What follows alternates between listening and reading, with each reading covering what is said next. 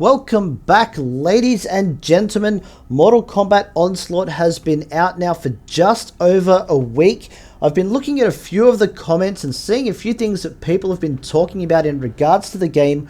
And one thing that does come up quite a bit is that the game is pay to win. Now today I'm going to discuss why I don't think that is necessarily the case, and also give you guys some reassurance that if you are free to play, that you will be able to compete within the game and have a great time while doing so. So I'm going to start with our game modes. Currently, we only have 4 game modes in the game. Let's start with the story mode. Now, when you first start out, each chapter does give you a character for free that you can start to build up and use throughout that chapter. As you unlock different characters, you can add to that, use all the rewards that you gain from that to progress through that story mode. Now, some of the objectives in each story will require different types of characters that you will collect eventually. So you don't have to get 3 stars on everything straight away. You can always go back and repeat some of those stories and get those 3 stars for all the rewards later on. Obviously, the stories do get harder as you progress through the game, but that's the whole idea. As you move through, your characters are going to get stronger. You're going to have to build them up to get past that next story. So if you are playing the game, that's a natural progression. So you don't have to pay any money to be able to beat the story mode. You will get there eventually. This may take a little bit more time, but you do steadily progress through it. So that's not really an issue. The next one we can look at is the boss towers. Now, I will admit some of these challenges here are quite difficult and do require you to build your characters up quite a bit to be able to beat them. Some of them will require different characters that will have a better chance of defeating that particular boss challenge, but doesn't mean that you won't unlock those characters and can't build them up. This is also not something that you have to do on the first day that you get the game. Over time, you will be able to build that up. The best thing about that is that you can actually repeat the battles that you do get the 3 stars on. So for the earlier battles, try and get those 3 stars as early as you can, because if you can't beat the next battle, repeat the last one, get the rewards again. You can get your extra gold, you can get your extra books, you can get more gear. That way you are steadily going to progress and build up the characters as you need them. Eventually, you will be able to beat every single battle with 3 stars, and you don't need to spend any money to do it. Spending the money might get you there quicker, but you don't have to spend the money at all. The next one we're going to talk about is the chasm.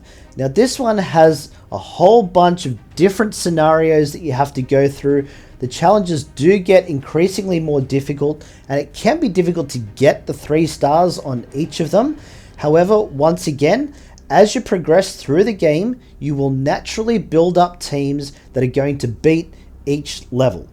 Then as you do get other characters, once again, you can go back and you can try and get the 3 stars on all of the ones that you weren't able to get the 3 stars on as you're progressing through each challenge. But once again, this is a completely free to play mode. There is nothing in this mode that suggests you have to spend money to be able to beat it.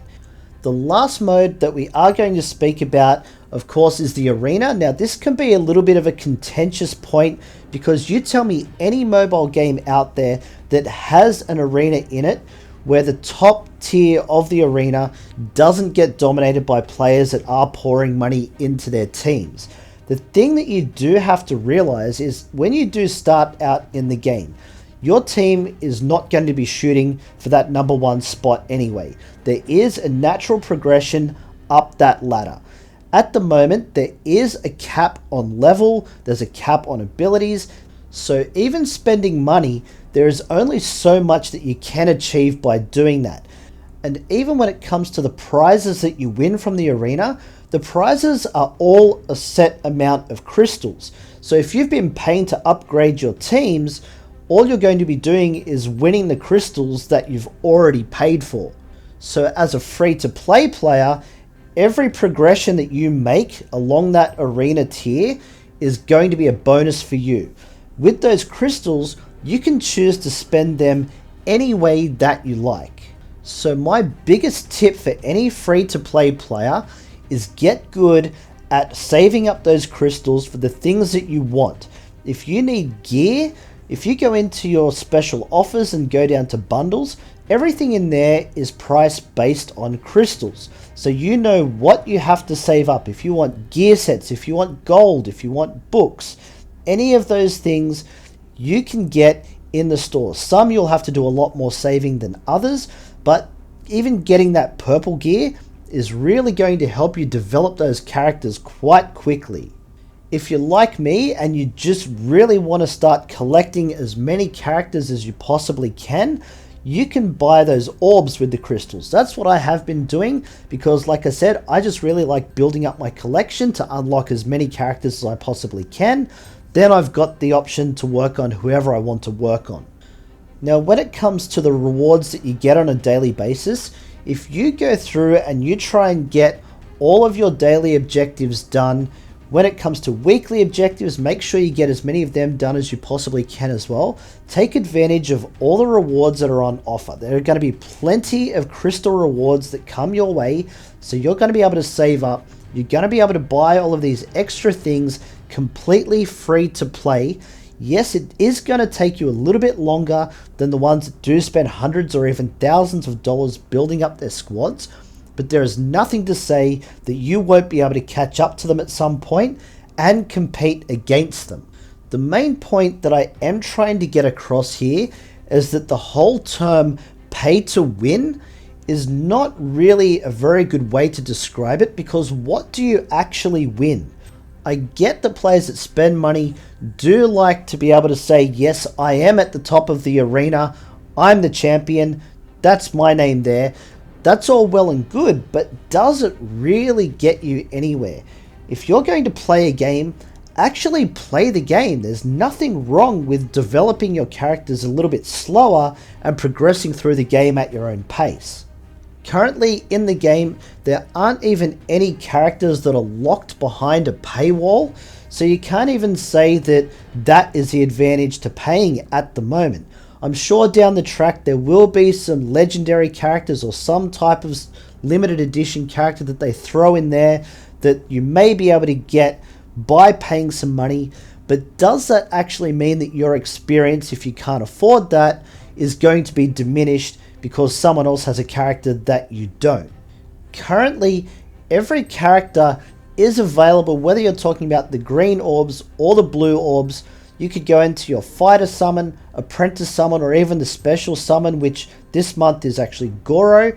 For that particular one there, if you do go into the Goro summon, if you summon 80 of these characters, you are guaranteed to get Goro if you haven't already got him.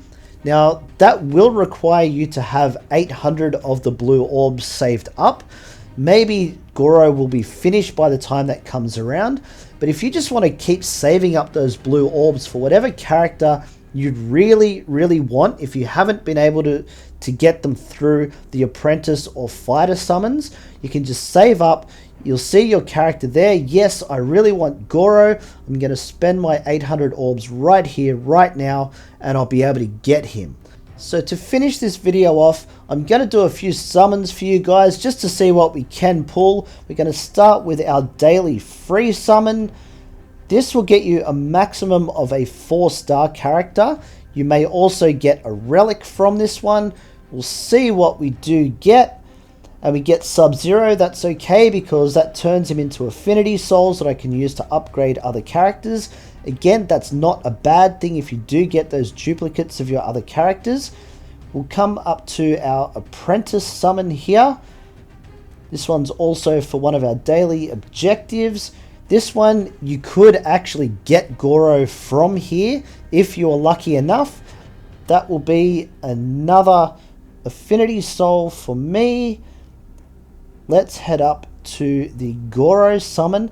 Now I have got a few of these saved up, so I can do 11 of these. We're just going to do 10 all in a row just to see what we can get. Maybe I will be lucky enough to pull Goro from this one. You just never know. There's already a 4-star character coming my way. Who's it gonna be? Wow, there are actually 2 4-star characters in there. But for the new ones, I do have Kung Lao, I do have Jade, and I think that's one of the Black Dragon, the other one there. Just one of the generic characters, that's fine. All of those are added to my collection, so I'm happy about that. I do have one more that I can do here. You just never know, maybe I'll be lucky.